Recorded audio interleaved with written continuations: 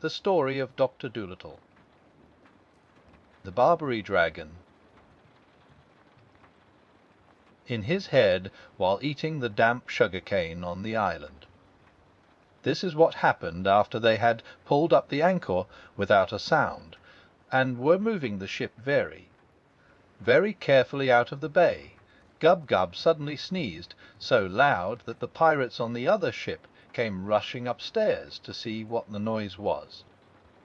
As soon as they saw that the doctor was escaping, they sailed the other boat right across the entrance to the bay, so that the doctor could not get out into the open sea.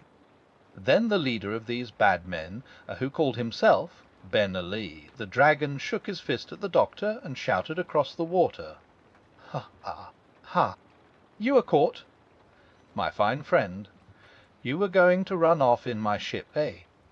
But you are not a good enough sailor to beat Ben-Ali, the Barbary Dragon. I want that duck you've got, and the pig too. We'll have pork chops and roast duck for supper tonight. And before I let you go home, you must make your friends send me a trunk full of gold." Poor Gub-Gub began to weep, and Dab-Dab made ready to fly to save her life. But the old Too-Too whispered to the doctor, "Keep him talking, doctor. Be pleasant to him. Our old ship is bound to sink soon. The rats said it would be at the bottom of the sea before tomorrow night, and the rats are never wrong. Be pleasant till the ship sinks under him. Keep him talking." "Whahet until tomorrow night," said the doctor. "Well, I'll do my best. Let me see. What shall I talk about?" "Ho! Let them come on," said Jip. "We can fight the dirty rascals. There are only 6 of them. Let them come on. I'd love to tell that collie next door, when we get home, they had bitten a real pirate. Let 'em come. We can fight them." "But they have pistols and swords," said the doctor. "No, that would never do. I must talk to him. Look here, Ben-Ali." But before the doctor could say any more, the pirates began to sail the ship nearer, laughing with glee, and saying one to another, "Who shall be the first to catch the pig?"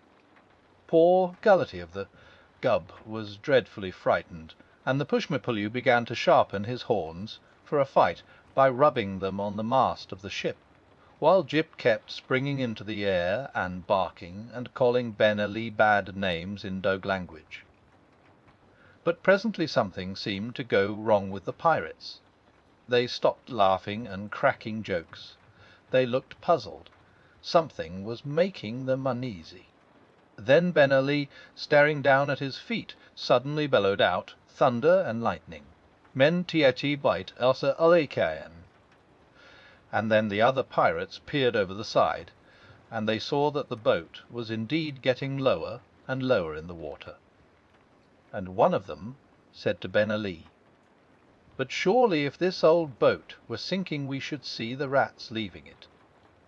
And Jip shouted across from the other ship, "You great duffers, there are no rats there to leave.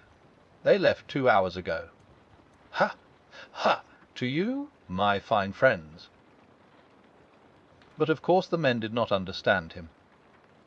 Soon the front end of the ship began to go down and down, faster and faster, till the boat looked almost as though it were standing on its head, and the pirates had to cling to the rails and the masts and the ropes and anything to keep from sliding off.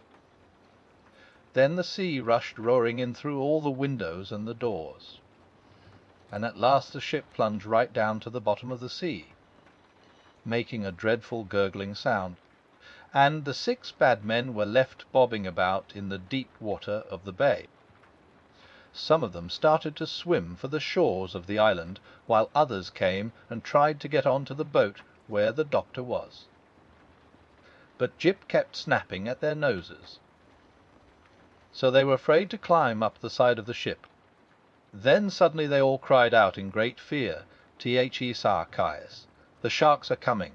Let us get onto the ship before they eat us. Help! Help! The sharks! The sharks!" And now the doctor could see, all over the bay, the backs of big fishes swimming swiftly through the water. And one great shark came near to the ship, and, poking his nose out of the water, he said to the doctor, "Are you John Dolittle, the famous animal doctor?" "Wes," said Dr. Dolittle, "that is my name."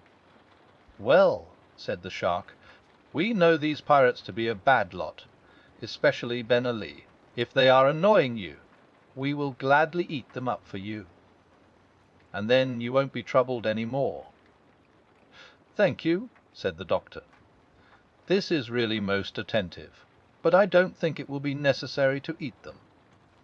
Don't let any of them reach the shore until I tell you. Just keep them swimming about, will you? And please make Ben Ali swim over here, that I may talk to him." So the shark went off and chased Ben Ali over to the doctor. "Listen, Ben Ali," said John Dolittle, leaning over the side. "You have been a very bad man, and I understand that you have killed many people. These good sharks here have just offered to eat you up for me, and 'twould indeed be a good thing if the seas were rid of you. But if you will promise to do as I tell you, I will let you go in safety." "What must I do?" asked the pirate, looking down sideways at the big shark, who was smelling his leg under the water. "You must kill no more people," said the doctor. "You must stop stealing. You must never sink another ship. You must give up being a pirate altogether." "But what shall I do then?" asked Ben Ali. "How shall I live?" "You and all your men must go on to this island and be birdseed farmers." The doctor answered, "You must grow birdseed for the Canaries." The Barbary dragon turned pale with anger. "Jirabi by Dasida," he groaned in disgust. "Can't I be a sailor?" "No," said the doctor, "you cannot.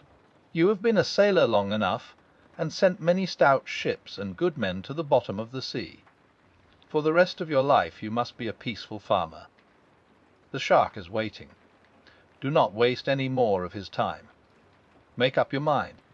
Thunder and lightning." Ben Ali muttered, "Bidas Ida." Then he looked down into the water again, and saw the great fish smelling his other leg. "Very well," he said sadly, "we'll be farmers.